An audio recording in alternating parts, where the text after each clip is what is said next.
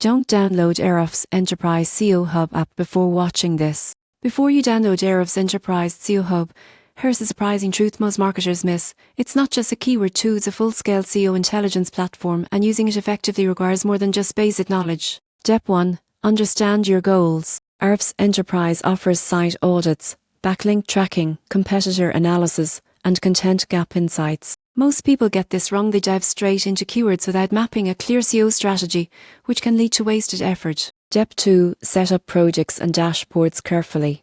With multiple sites and campaigns, it's easy to lose track. Properly structured projects allow you to monitor traffic trends, backlink growth, and keyword positions in real time. Without structure, data becomes overwhelming. Step 3.